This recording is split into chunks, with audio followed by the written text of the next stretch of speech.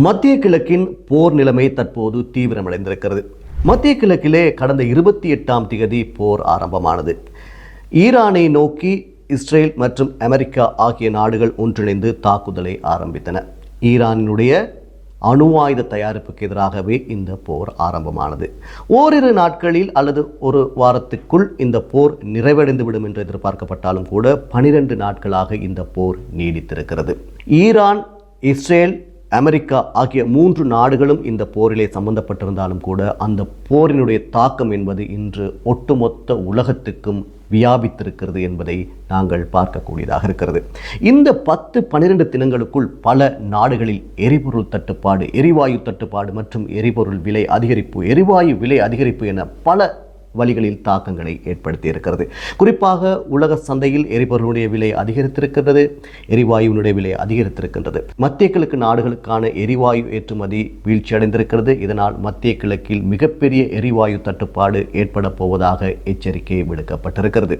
அதே போன்று இலங்கை, இந்தியா உள்ளிட்ட பல நாடுகளிலும் கூட இது மிகப்பெரிய அளவில் தாக்கத்தை ஏற்படுத்தி இருக்கிறது. குறிப்பாக இலங்கையில் தற்போது எரிபொருள் விலை அதிகரிக்கப்பட்டிருக்கிறது, எரிவாயு விலையும் அதிகரிக்கப்பட்டிருக்கிறது. நேற்றைய தினத்தில் லிட்டோ எரிவாயு விலையும் கூட அதிகரிக்கப்பட்டிருக்கிறது. குறிப்பாக 12.5 கிலோ எடையுடைய லிட்டோ எரிவாயு சிலிண்டர் ஒன்றினுடைய விலை 300 ரூபாவினால் அதிகரிக்கப்பட்டிருக்கிறது.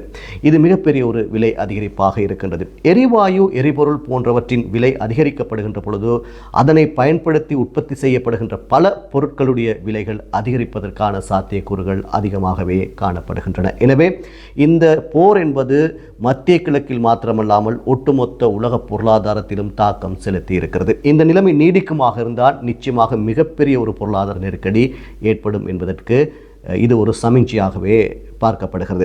எனவே இந்த போர் முற்றுப்பெற வேண்டும் என்பதுதான் எல்லோருடைய எதிர்பார்ப்பாகவும் இருக்கின்றது. இந்த சந்தர்ப்பத்தில் நாட்டு மக்கள் மிக அவதானமாக இருக்க வேண்டும். குறிப்பாக வாகனங்களில் பயணம் செய்கின்ற பொழுது தேவையற்ற பயணங்களை தவிர்த்து கொள்ள வேண்டிய தேவை இருக்கின்றது. அது தொடர்பான ஒரு அறிவித்தலை நேற்றைய தினம் பெட்ரோலிய கூட்டுத்தாபனத்தினுடைய தலைவர் விடுத்திருந்தார். ජනතාවගෙන් ආයතනය කරන්නේ මේක සාමාන්‍ය තත්ත්වයක් නෙවෙයි, ඉතාමත් බදරුණු තත්ත්වයක් අපිට ඇවිල්ලා තියෙන්නේ.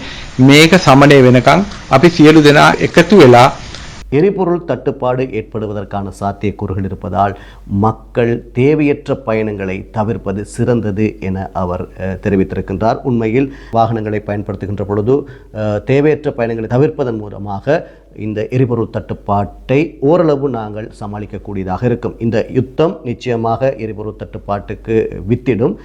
அதை எங்களால் தடுக்க முடியாது. ஆனால் நாங்கள் சிக்கனமாக எரிபொருளை பயன்படுத்திக் கொள்ளலாம். இந்த மத்திய கிழக்கு போர் என்பது பல்வேறு நாடுகளின் வர்த்தகத்தில் மிகப்பெரிய தாக்கத்தை ஏற்படுத்தியிருக்கிறது. பல நாடுகளில் பங்குச் சந்தைகள் வீழ்ச்சியடைந்திருக்கின்றன, பல்வேறு வர்த்தக நடவடிக்கைகள் பாதிக்கப்பட்டிருக்கின்றன. பல நாடுகளுடைய விமான நிலையங்களிலிருந்து மிக சொற்பமான விமானங்களே சேவையில் ஈடுபடுவதையும் கூட நாங்கள் காணக்கூடியதாக இருக்கின்றது. எனவே இந்த போர் முற்றுப்பெற வேண்டும், அமைதி நிலை ஏற்பட வேண்டும் என்பதுதான் எல்லோருடைய எதிர்பார்ப்பாகவும் இருக்கின்றது. எமது எதிர்பார்ப்பும் அதுவாகவே இருக்கின்றது. மத்திய கிழக்கின் இந்த போர் நிலைமை தொடர்பான மேலதிக தகவல்களோடு மற்றும் ஒரு காணொளியில் உங்களை சந்திக்கும் வரை நன்றி, வணக்கம்.